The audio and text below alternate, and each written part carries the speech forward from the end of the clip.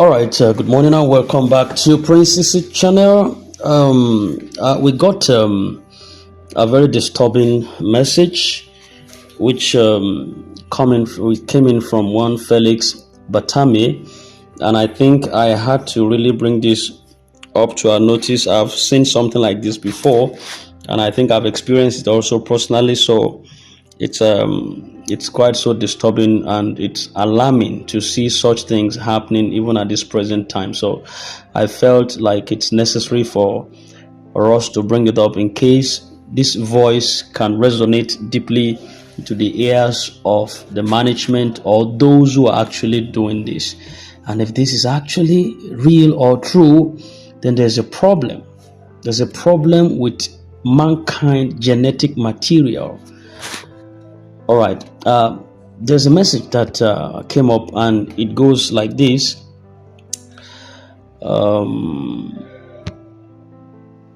Sorry,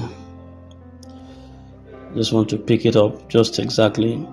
Okay, it says, good morning, Princess Six. Man of God, please, I had Madam Ungozi clearly. She said 10,000 naira is equal to one slot, which gives you 100 million. Then 50,000 naira is 500 million. It means the NGO I subscribe to is a dubious NGO. She told us that 10,000 will receive 5 million. I paid 200,000, so she said that I'm expecting 80 million. Please intervene on this matter for me. Let justice serve before disbursement. Please help me. If I can get your WhatsApp number, I have been following you since January. All right, so that was the message we got from Felix Batame just a couple of minutes ago. Now, this message represents the deep level of frustration, confusion, and disappointment that is currently being experienced by thousands of beneficiaries who subscribe to this grant project in good faith. Notice, in good faith.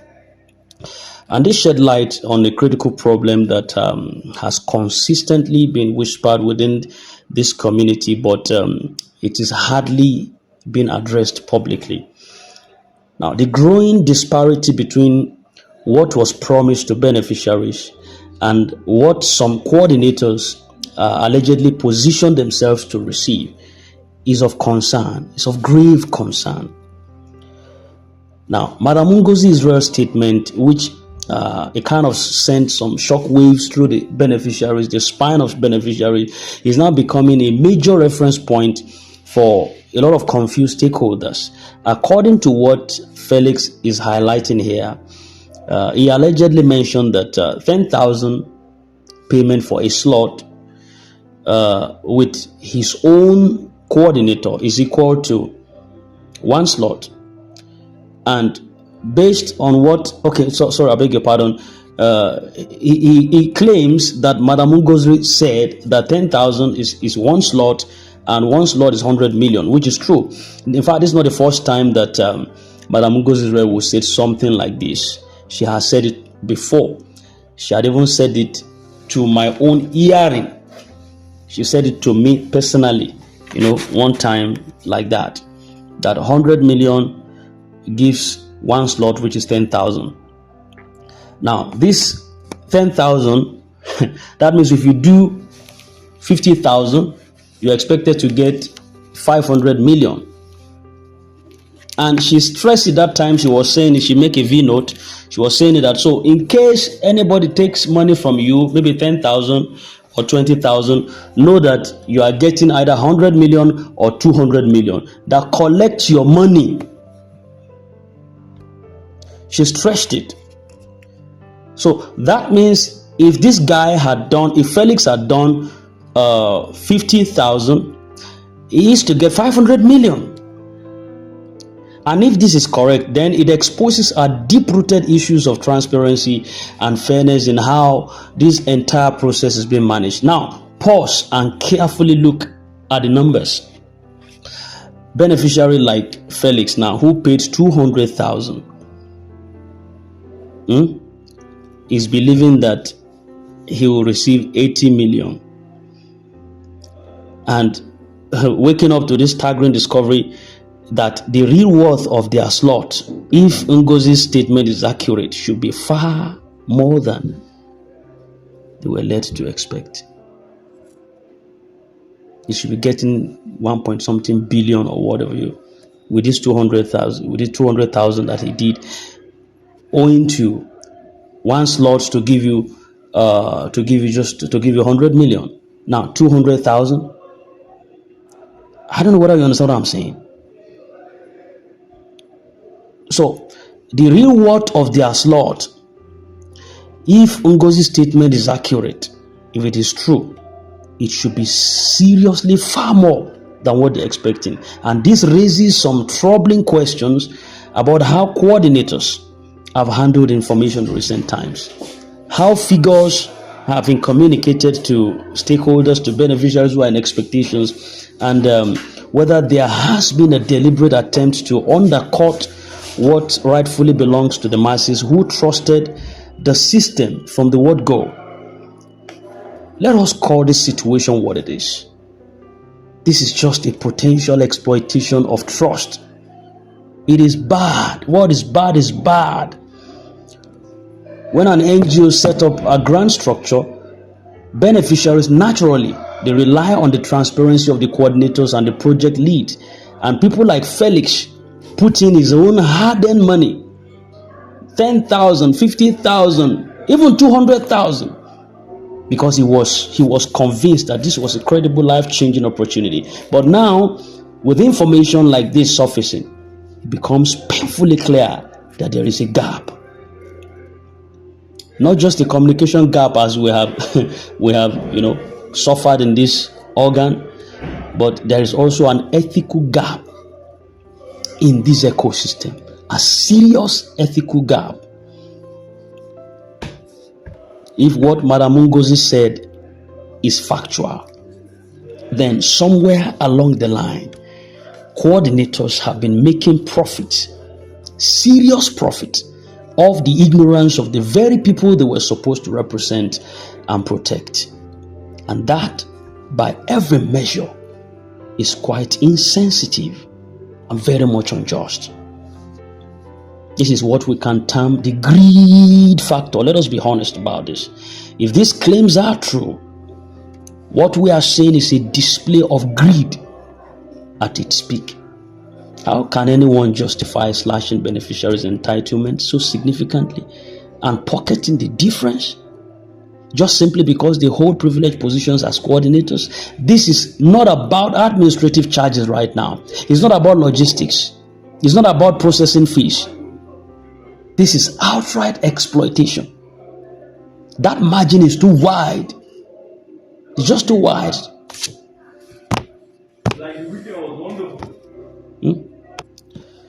So it's just too wide to be explained away as an oversight or miscalculation.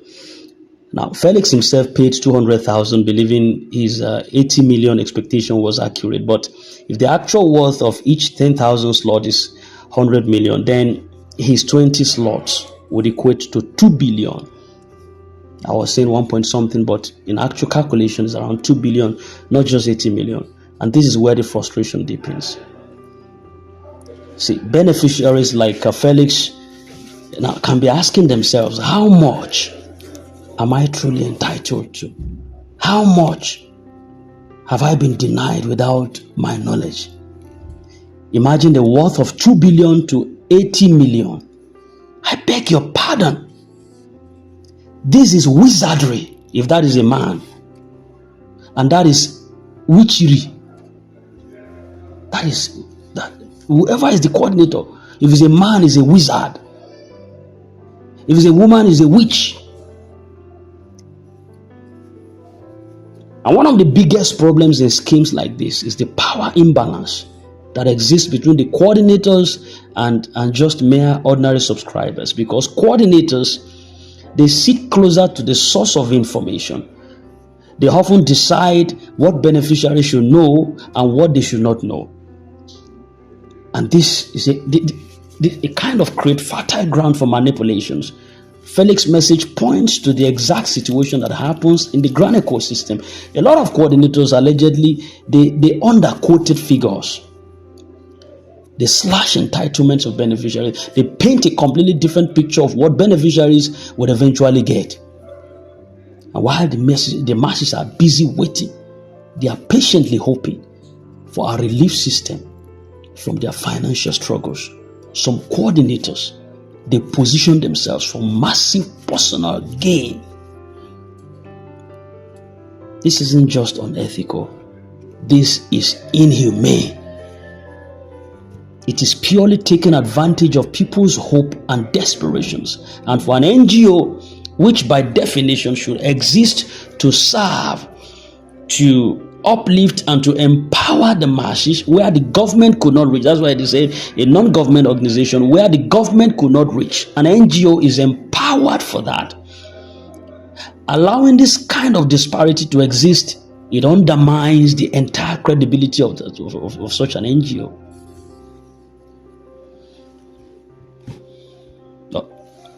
There's a bigger picture also. The anger here is not just about the figures. It's about the trust that is being broken. It's about beneficiaries realizing that they may have been systematically shortchanged by the very people they trusted. And it's about the growing suspicion that some coordinators might have monetized privileged information at the expense of ordinary subscribers. Imagine being told you were receiving 5 million naira per your 10,000 slot, only to later discover that each slot could actually potentially yield 100 million naira. And that's not just a minor discrepancy, it's a fundamental breach of fairness. So Felix's plea for intervention is just what reflects what a lot of beneficiaries are feeling, and there must be justice before disbursement. I think there should be. Without transparency and accountability, disbursing these funds under the current structure will not only cement some existing inequalities and reward unethical practices. This is why voices like Felix's own is very important in this ecosystem. This is swindling.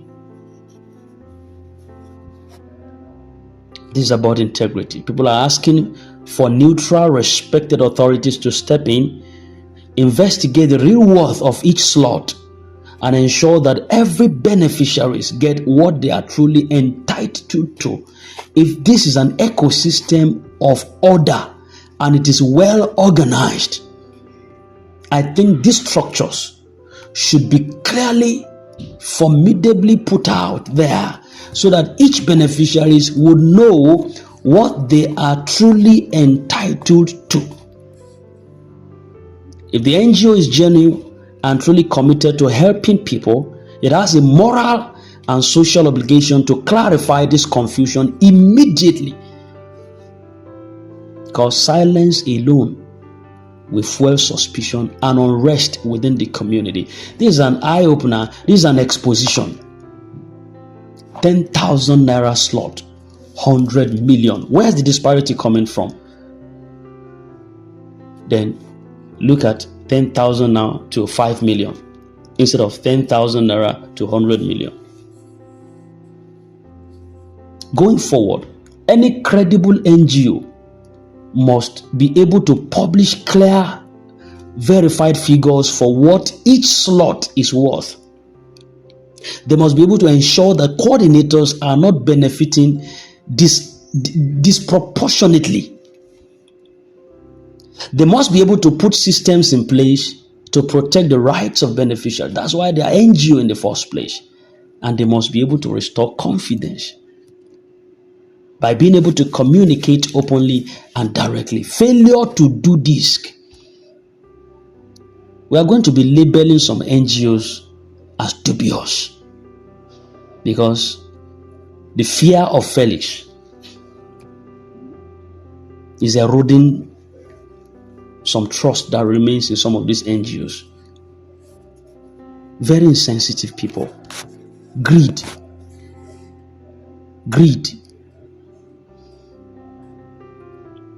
Now, on a final thought, this matter is not just of Felix concern alone. This is a collective issue that demands collective attention. If the management could hear me right now, I think this is a serious concern. If Madam Ngozi Israel's statements are accurate, I think a deep review of this entire process must happen before there is any disbursement. Beneficiaries deserve transparency. They deserve honesty. They deserve what they paid and hoped for, not whatever coordinators choose to leave them with after taking their own lion's share. The truth is simple. This isn't about logistics alone. It isn't about delays alone. It isn't about patience anymore. This is about fairness.